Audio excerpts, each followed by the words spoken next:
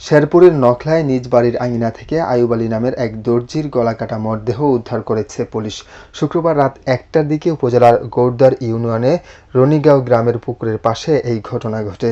আইয়ুব আলী রনিগাঁও গ্রামের দসির উদ্দিনের পুত্র।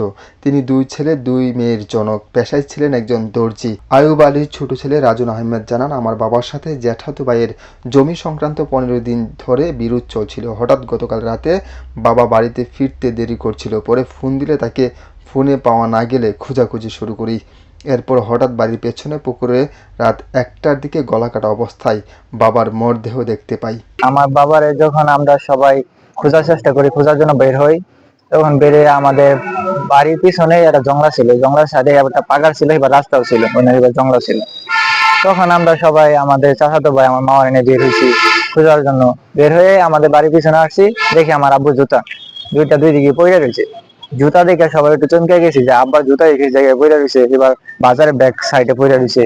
এটা দেখে আমরা সবাই একটু চমকে গেছি। চমকে যাইতে আমি যখন ফোনের টর্চ লাইটটা ধরছি, ধরে দেখে আমার পায়ের নিচে রক্ত। রক্ত দেখে সবাই আরো চমকে গেছি। আরো চমকে যাইরা যে একটু লাইটটাকে তোর নিচ দিকে দেখছি, দেখি আমার বাবার লাশ পানির নিচের মধ্যে, মাথা ডুবে রয়েছে, পিঠটা বাইসা রয়েছে। আমার বাড়ির পিছে বাজার আছে, রাস্তার লগেই বাসার ধরে লাইট মারি হঠাৎ করে জুতা জুতা দেখিয়া পরে দাঁড়ালাম, বলে আমি আমার চাচাতো বাইরে গেলাম, জুতা কার?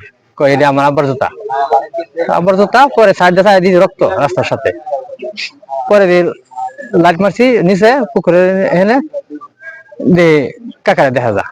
নিহতের ভাতিজা আলম বলেছেন, আমার চাচা প্রতিদিন নখলা বাজার থেকে দর্জির কাজ শেষ করে রাত ১টার মধ্যে বাড়ি ফিরে আসতেন, কিন্তু গতকাল রাতে বাড়িতে ফিরতে দেরি হলে খোঁজাখুঁজির এক পর্যায়ে বাড়ির পাশেই গলা কাটা অবস্থায় দেখতে পেয়ে মানুষ চিৎকার করে। এরপর পুলিশ খবর দিলে ঘটনাস্থলে এসে পুলিশ তাকে উদ্ধার করে। এই ঘটনায় প্রাথমিক জিজ্ঞাসাবাদে ৪ জনকে আটক করা হয়েছে। আটককৃতরা হলেন নিহত একই গ্রামের বাসিন্দা মুকুল, মহসিন, জিসান ও সেতু। এই ব্যাপারে নখলার ভারপ্রাপ্ত কর্মকর্তা হাবিবুর রহমান জানান, এই ঘটনায় আইয়ুব আলীর মরদেহ উদ্ধার করে ময়নাতদন্তের জন্য জেলা হাসপাতালে প্রেরণ করার প্রস্তুতি চলছে এবং পরবর্তী আইনি ব্যবস্থা গ্রহণের প্রক্রিয়া রয়েছে।